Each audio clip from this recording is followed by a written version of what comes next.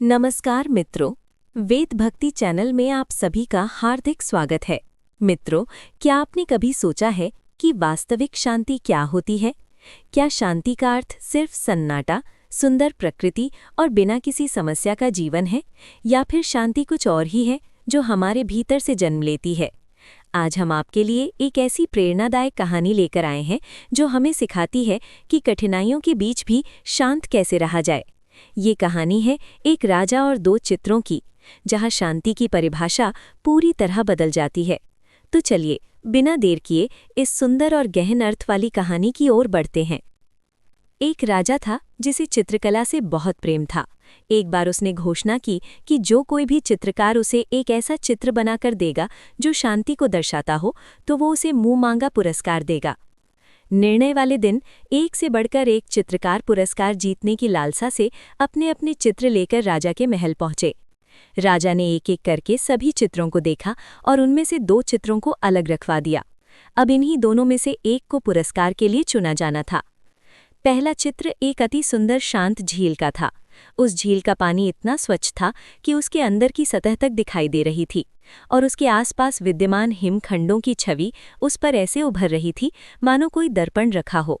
ऊपर की ओर नीला आसमान था जिसमें रुई के गोलों के समान सफ़ेद बादल तैर रहे थे। जो कोई भी इस चित्र को देखता, उसको यही लगता कि शांति को दर्शाने के लिए इससे अच्छा कोई चित्र हो ही नहीं सकता। वास्तव में यही शांति का एकमात्र प्रतीक है। दूसरे चित्र में भी पहाड़ थे, परंतु वे बिल्कुल सूखे, बेजान, वीरान थे, और इन पहाड़ों के ऊपर घने गरजते बादल थे जिनमें बिजलियां चमक रही थीं। घनघोर वर्षा होने से नदी उफान पर थी, तेज हवाओं से पेड़ हिल रहे थे, और पहाड़ी के एक ओर स्थित झरने ने रौद्र रूप धारण कर रखा था। जो कोई भी इस चित्र को देखता, यही सोचता कि भला इसका शांति से क्या लेना देना, इसमें तो बस अशांति ही अशांति है। सभी आश्वस्त थे कि पहले चित्र बनाने वाले चित्रकार को ही पुरस्कार मिलेगा। तभी राजा अपने सिंहासन से उठे और घोषणा की कि दूसरे चित्र बनाने वाले चित्रकार को वो मुंह मांगा पुरस्कार देंगे। हर कोई आश्चर्य में था। पहले चित्रकार से रहा नहीं गया। वो बोला, लेकिन महाराज, उस चित्र में ऐसा क्या है जो आपने उसे पुरस्कार देने का फैसला लिया, जबकि हर कोई यही कह रहा है कि मेरा चित्र ही शांति को दर्शाने के लिए सर्वश्रेष्ठ है?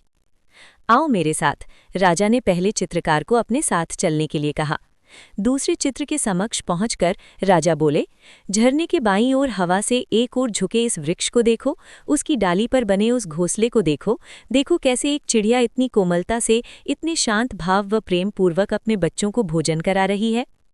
फिर राजा ने वहां उपस्थित सभी लोगों को समझाया, शांत होने का अर्थ ये नहीं कि आप ऐसी स्थिति में हो जहां कोई शोर नहीं हो, कोई समस्या नहीं हो, जहां कड़ी मेहनत नहीं हो, जहां आपकी परीक्षा नहीं हो। शांत होने का सही अर्थ ये है कि आप हर तरह की अव्यवस्था, अशांति, अराजकता के बीच हों और फिर भी आप शांत रहें, अपने काम पर केंद्रित रहें, अपने लक्ष्य की ओर अग्रसर रहें।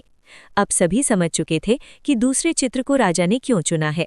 हर कोई अपने जीवन में शांति चाहता है, परंतु प्रायः हम शांति को कोई बाहरी वस्तु समझ लेते हैं और उसे दूरस्थ स्थलों में ढूंढते हैं, जबकि शांति पूरी तरह से हमारी मन की भीतरी चेतना है। और सत्य यही है कि सभी दुख, दर्दों, कष्टों और कठिनाइयों के बीच भी शांत रहना ही वास्तव में शांति है। मित्रों, ये कहानी हमें एक बहुत बड़ा जीवन संदेश देकर जाती है। शांति का अर्थ ये नहीं कि हमारे जीवन में कोई समस्या ना हो, कोई संघर्ष ना हो, कोई तूफान ना हो। वास्तविक शांति तो वो है जब जीवन के तूफानों के बीच भी हम अपने मन को स्थिर और संतुलित रख पाते हैं। जब चारों ओर अशांति हो और फिर भी हमारा मन शांत रहे, वही सच्ची शांति है। याद रखिए, शांति कोई बाहर खोजने की वस्तु नहीं है, ये हमारी भीतर की चेतना है। और जो व्यक्ति कठिन परिस्थितियों में भी शांत रहना सीख लेता है, वो जीवन की हर परीक्षा में सफल होता है। मित्रों, अगर आपको ये प्रेरणादायक कहानी पसंद आई हो और आप ऐसी ही भक्तिपूर्ण, ज्ञानवर्धक और जीवन बदलने वाली कहानियां सुनने के लिए कृपया हमारे चैनल वेद भक्ति चैनल को लाइक करें, सब्सक्राइब करें और इस वीडियो को अपने मित्रों व परिवारजनों के साथ साझा करें। आपका बहुत बहुत धन्यवाद। जय श्री हरि।